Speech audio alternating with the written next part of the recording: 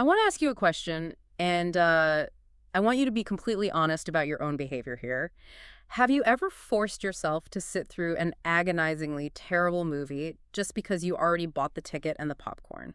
Oh, I think we all have. Right. Like, the plot is totally incoherent, the dialogue is completely wooden, and you could so easily just get up, walk out into the sunshine, and salvage your afternoon. Yeah, but you don't. No, you sit there in the dark for 2 straight hours, just whispering to yourself that since you paid for it, you might as well see how it ends. Which basically implies that your time is somehow less valuable than the, what, 20 bucks you already handed to the cashier. Exactly. I mean, we tolerate total misery just to justify an expense that is already gone. Well, welcome to today's deep dive. We are unpacking a highly specific, deeply frustrating cognitive trap. Basically, the human compulsion to throw good money, good time, and good effort after bad. It's a universal problem, really. It is, and to figure out the mechanics of why you, me, and otherwise hyper-rational people do this, we are synthesizing 2 very different sources today. And they are quite different. Yeah, the first is this really fascinating 1985 psychology paper by researchers Arkes and Blumer. It's called The Psychology of Sunk Cost. It's basically a foundational text in organizational behavior. Right, the academic side of things. But to keep us grounded, in reality, we are applying their findings to a real-world dispatch from a man named Dave Hartzell. Mm-hmm. And Dave is a master HVAC technician with like 47 years of experience operating out of Kingfisher, Oklahoma. I love this pairing so much. Yeah. Because putting theoretical psychology up against the literal mechanics of a broken air conditioner in some sweltering garage is just the best way to pressure test a theory. It really is. Because, the laboratory's controlled, sure, but a homeowner staring at a dead furnace, that guy is operating under pure, unadulterated financial panic. Oh, totally. And by the end of this deep dive, you are going to have a practical toolkit to recognize when you're falling into this trap, whether that's at work, in a project, or just at home. So, okay. Let's unpack this. Let's do it. Let's start in that garage in Oklahoma. Dave pulls up to a residential service call, right? He walks in, and he immediately knows he is walking into a psychological standoff. Because of the homeowner. Yes, because the homeowner is waiting for him with a manila folder. Like, the guy literally opens this folder and meticulously spreads a timeline of receipts across his workbench, like he was building a case for a jury or something. Wow. He's laying out his evidence. Exactly. Over the past 3 years, this homeowner has spent precisely $2,040 keeping this aging HVAC unit on life support. I mean, he's establishing the historical precedent of his own financial commitment before the technician even, takes the panel off the machine. Yeah, and the breakdown of those receipts is just this classic cascade of mechanical failure. Like the spring before last, he bought a capacitor.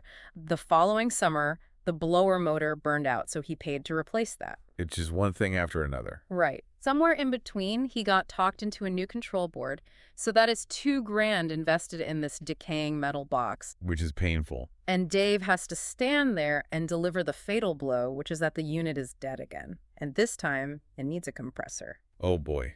For anyone who understands thermodynamics, that is just a catastrophic diagnosis. But it's the big one, right? Oh, absolutely. Yeah. A compressor doesn't just circulate air, it pressurizes the refrigerant. I mean, it requires optimal electrical currents and perfect airflow to function without overheating. Okay. So the prior failures, this homeowner paid for like a weak capacitor causing electrical strain, or a dying blower motor reducing airflow and causing the indoor coil to freeze those, likely caused liquid refrigerant to slug back to the compressor. Wait, meaning what?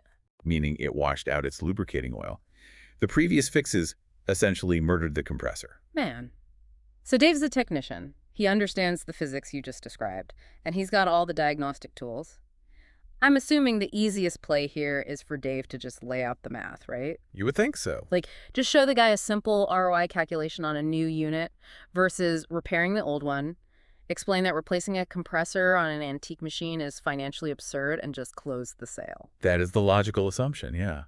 And it is precisely why most technicians would totally lose this sale and leave the customer furious. Really? Yeah, because you're expecting mathematical rationality from a person who is anchored to past trauma. The homeowner refuses to replace the unit. He just simply points at the workbench and repeats, "I have already put $2,000 into this thing." He's stuck on that number. Exactly. But if we view this purely by the numbers, that $2,040 is entirely irrelevant to the mechanical problem sitting in the garage right now. Because the money is gone. Yes. The physics of the failing compressor remain identical, whether the man spent $2,000 yesterday or $0. The machine does not care about the folder of receipts. The machine operates on electricity, not nostalgia. Yet, that past spending acts as this massive gravitational pull on the homeowner's logic. He is entirely tethered to a number that has zero predictive value regarding the future performance of his furnace. So to figure out why the math doesn't register, I guess we have to look away from the furnace and pull in that 1985 study by Arkes and Blumer. We do. We have to look at the brain. This is where we define the cognitive bias known as a sunk cost, which in economic terms is simply resources like money, time, or effort that have already been spent and cannot be recovered under any circumstances. Right. And the researchers wanted to isolate why human beings let unrecoverable past investments dictate their present decisions. Okay, so how did they test that? They set up an incredibly elegant experiment involving the Ohio University Theater. They sold season tickets at 3 different price points, totally randomly. Group A paid the full $15. Okay. Group B received a small discount. They paid $13. And Group C received a massive discount, paying only $2. But they all get the same seats. Yes. Crucially, the tickets provided the exact same access to the exact same plays. Okay, so they tracked attendance throughout the season to see who actually showed up. Right. And the data revealed a massive divergence during the winter months, specifically when a severe blizzard hit the area. This is the best part of the study. Yeah, the people in Group A, the ones who paid the full $15, were far more likely to trudge out into dangerous freezing conditions to attend a show than the people who got the tickets for $2. Which creates a fascinating paradox if you think about it. The environmental hazard was identical for everyone. Right? The rows were equally icy. The cost of the ticket had already been absorbed by all the participants. Yet, the individuals who paid full price willfully subjected themselves to physical danger. Okay, wait, this is where my brain hits a wall. The snow is just as dangerous for both groups, and the ticket is paid for either way. Going to the theater does not magically deposit $15 back into their bank accounts. They aren't like recouping the investment by sitting in the auditorium.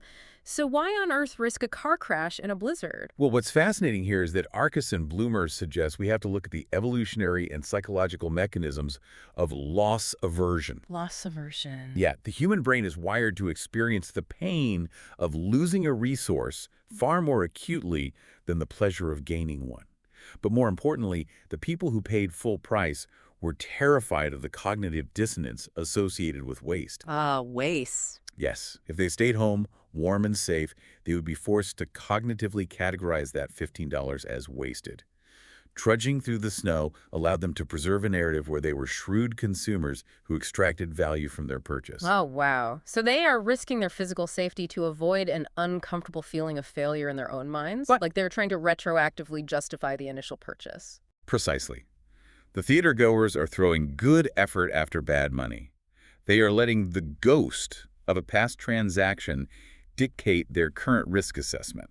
Which brings us directly back to the garage in Oklahoma. The man with the folder of receipts is basically standing in his own psychological blizzard. That is a great way to put it. Right. He isn't evaluating the compressor based on its mechanical utility. He is evaluating it as a tool to retroactively save the $2,000 he already spent. He is operating under the gambler's fallacy. He views those receipts not as an expense report, but as chips he has already pushed into the center of the poker table. Oh, yeah. He believes that buying the compressor is the river car that will win the pot back. But Dave Hartzell, the HVAC guy, he realizes the stark reality of the situation. Repairing the compressor will not redeem that past $2,000. Not at all. If the homeowner buys the compressor, he doesn't get his previous money back.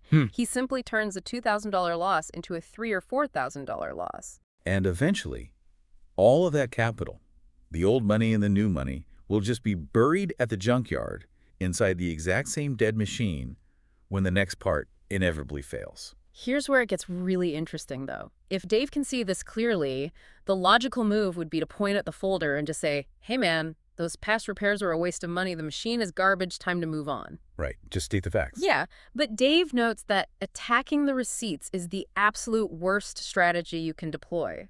Why is that actually the worst thing you could say to him? Because you aren't just attacking the math, You are attacking the man's agency. We have to recognize what that manila folder actually represents. Okay, what is it? Psychologically speaking, it is the physical manifestation of his ego. It represents his judgment, his pride, and his stewardship over his own house and his finances. Oh, I see. If Dave tells the man those repairs were a mistake, he is effectively stating that the man has been a fool for 3 consecutive years. You're calling him stupid. You are telling him his decision-making process is fundamentally flawed. And human nature practically guarantees a backfire effect in that scenario. Arkes and Blumer noted this extensively in their organizational behavior research. When corporate executives are told a project they launched is failing, they rarely shut it down. What do they do? Instead, they pour millions more into it. They double down. In the garage, if Dave insults the man's past judgment, the homeowner will likely buy that ridiculously expensive compressor out of pure spite. Just to prove him wrong. Exactly. He will double down on a terrible financial decision just to prove to the technician and to himself that his earlier money wasn't wasted. He would literally rather lose another $2,000 than admit the first $2,000 was a miscalculation. And if we connect this to the bigger picture, we all have our own versions of that manila folder.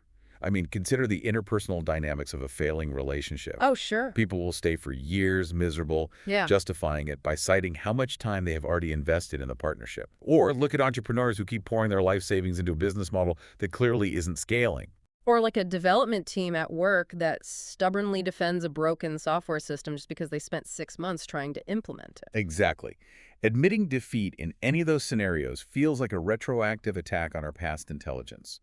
We defend the failing project or the bad relationship or the broken furnace because we are desperately trying to protect the reputation of our past selves. The ego demands validation, even if it leads to, financial or emotional ruin. Yes. So this presents a massive problem for Dave.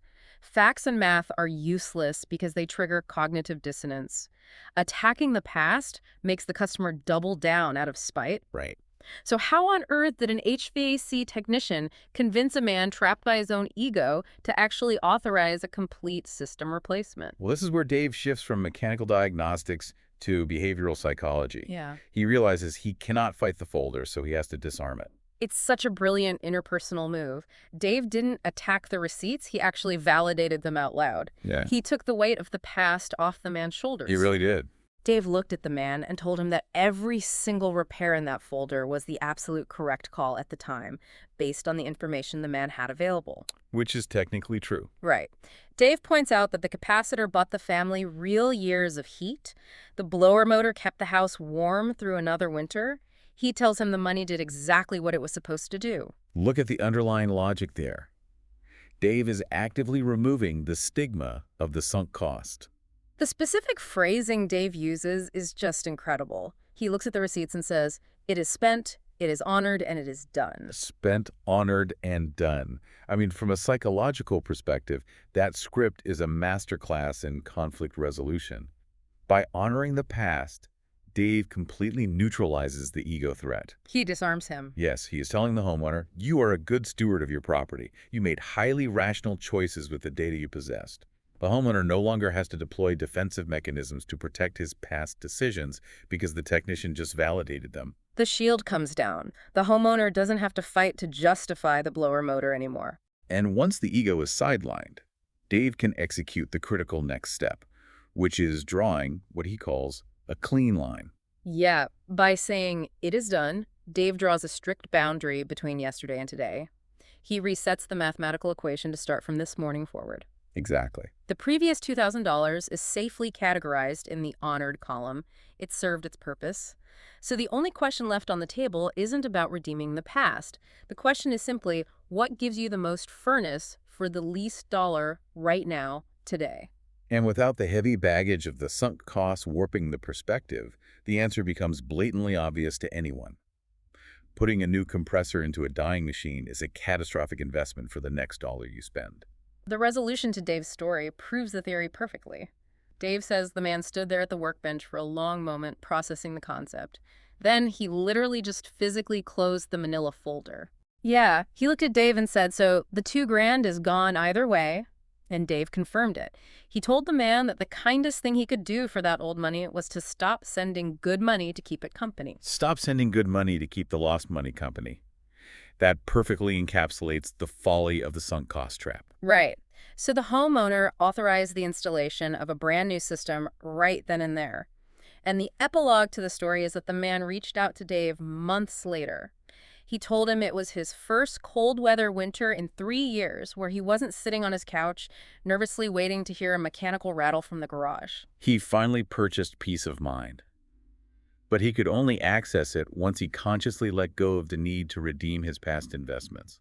So we have covered broken compressors, organizational behavior, and theatergoers braving blizzards. A lot of ground today. So what does this all mean? The core lesson here is identifying when a sunk cost is operating as a ghost in our decision-making architecture.